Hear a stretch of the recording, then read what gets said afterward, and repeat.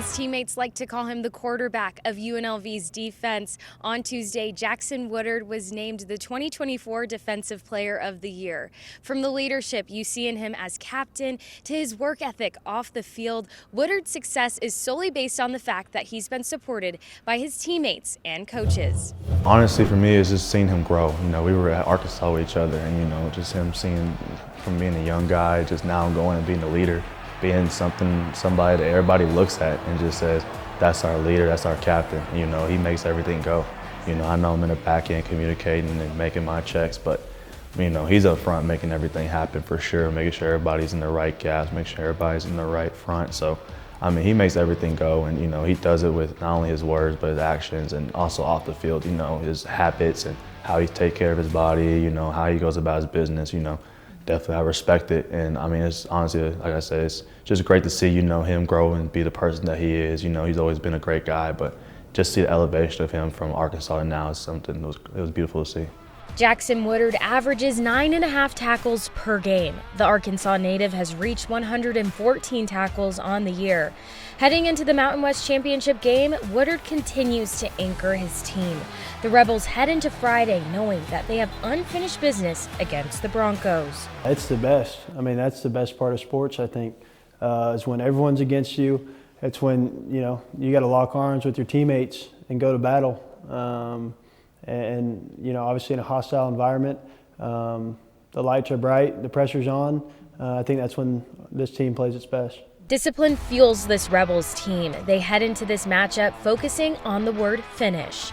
Quarterback Hodge Malik Williams describes their defense as a cohesive group. Through competition drills, they prepare one another for whatever challenges happen out on the field. UNLV football describes their team as a brotherhood, where they push each other to be better. Wood, he's just a great guy to be around, you know, as far as leadership, character, you know, all those things that you want in a person.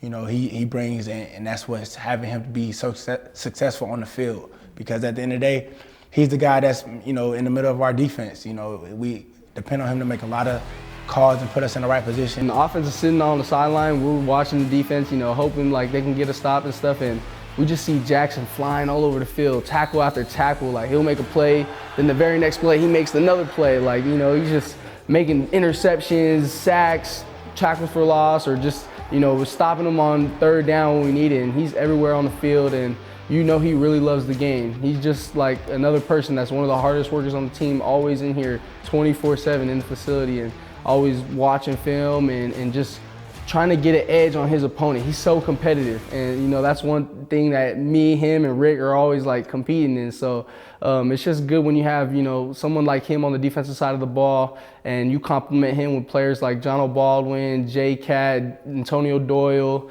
Marcel McDuffie. Like, those are all players who, you know, are just game changers and make a extreme amount of plays on defense. But you know, it all goes through Woody. He's like the quarterback of the defense, and he's just a phenomenal player, you know, and I know he's going to do great things on Sundays. The senior linebacker expresses that the Rebels are a team that is hard, smart, and tough. His success this year is a direct correlation to the work the entire team has put into this season. God has blessed me in so many ways, so I got to give him all the glory. But I'm just blessed. My teammates are incredible. They push me to be the best version of myself. These coaches are incredible. The game plans that they've given us, the belief that they've put in me has allowed me to believe in myself and go play the way that I have been. But I'm just super blessed and grateful to be on this team. It's obviously been a big season for all of us, really. I think, you know, all the awards that I have earned or been given is just a reflection of this defense and this team as a whole. Very, very tenacious in every area, from the classroom 4.0 student to his film study and preparation, to in the weight room, to on the field, and then his game day production is unmatched. I think he's an All-American in any way you look at what he has done this year on the field, also off the field. I think he's going to play football for a long time in the NFL. He's got the right mindset to be able to do that. He's built for that. He has been the heart and soul of this team since we arrived together, and certainly proud of all the things he's accomplished, but also he's had to earn everything that he's received. Jackson Woodard wasn't the only Rebel to be recognized by the Mountain West. Ricky White III has been named the 2024 Special Teams Player of the Year. Tomorrow, we tell his story and what he's best at in the entire country. From Las Vegas, I'm Carly Drew for the Mountain West Network.